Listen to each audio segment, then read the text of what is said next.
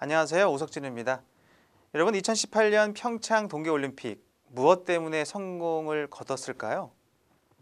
김연아 선수도 있을 것이고요. 그리고 대기업의 지원, 그리고 대통령의 발표, 그리고 여러 가지 그 PT 전반적인 시나리오, 스토리 이런 것들이 있었죠.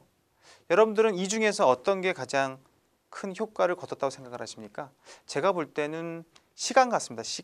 시간을 통한 실패와 경험이 쌓여져서 그리고 그 시간 안에 우리의 열정과 노력이 들어가 있었을 때 그때서 바로 승리를 거두지 않았나 생각이 됩니다. 그 자크록의 위원장이 평창이라는 말을 내뱉었을 때 아마 모든 사람들이 기쁨에 환호성을 질렀을 것 같은데요.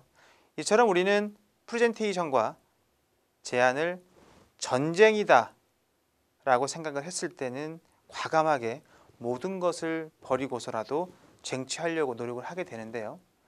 전쟁이 아니라 그저 그런 일상이다 아니면 정말 하기 싫다, 거지 같다 라고 얘기했을 때는 아마도 앞에 있었던 그런 승리의 기쁨을 만끽하지 못할 것입니다.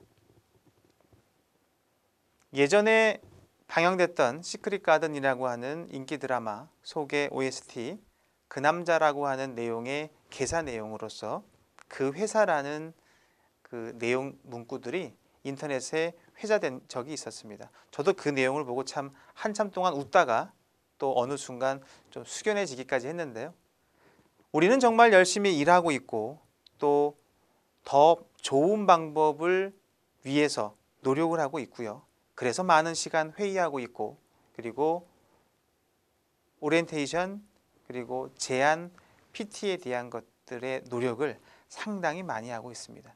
그런데도 우리는 10년 전이나 5년 전이나 그저 그런 PT 그리고 그렇게 달라지지 않는 제안서 보고서를 계속 맞이하고 있죠.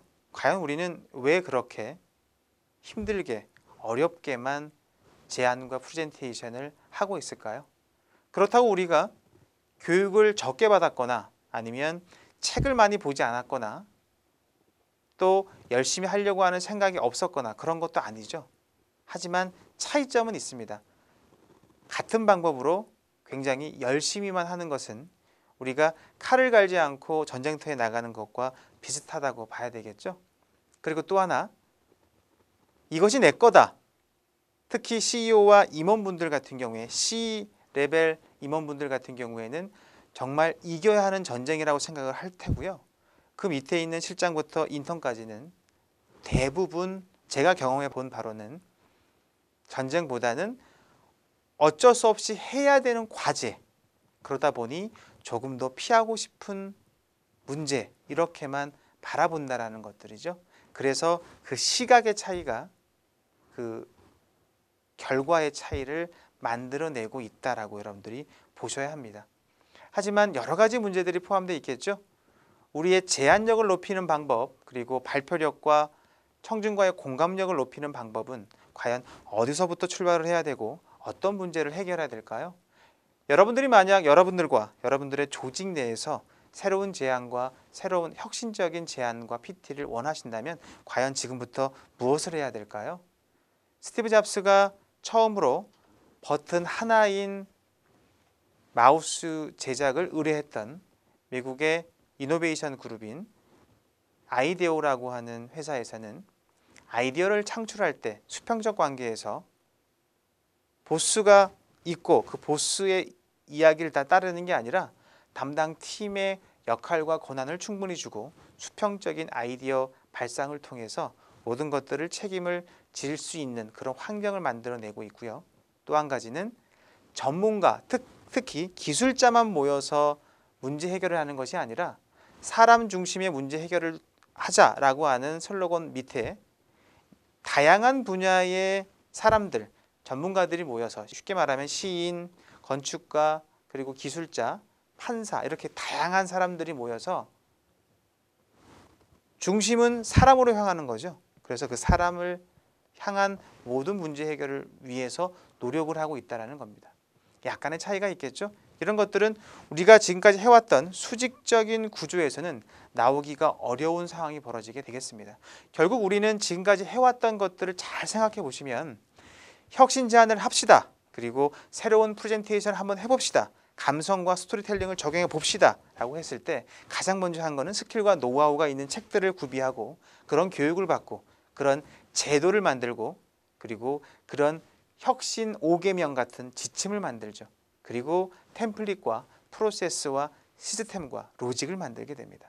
그런데 잘 생각해 보면 이런 모든 것들이 과연 사람을 변화시킬 수 있는 것인가에 대한 고민을 해보신다면 표준화를 위해서만 계속 노력하는 것보다는 그런 창의적이고 새로운 아이디어가 나올 수 있는 사람 냄새나는 문화, 사람을 향한 그런 창의적 문화의 공간을 만드는 게 가장 중요하다고 생각이 듭니다.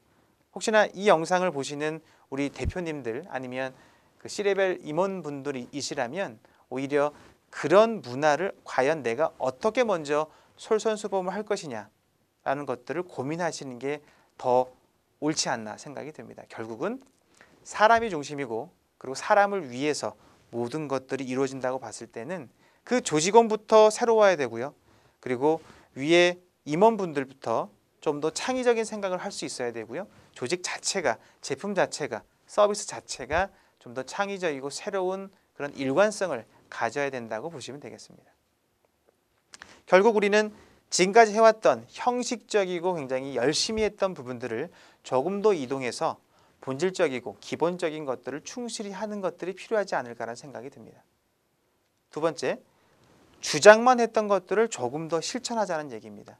예를 들어서 고객으로 향하는 마음이 옳고 또 고객을 위해서 고객이 어떤 생각을 어떤 말을 했는지에 대한 관찰과 공감에 대한 능력들이 본질로 봐야 되겠죠.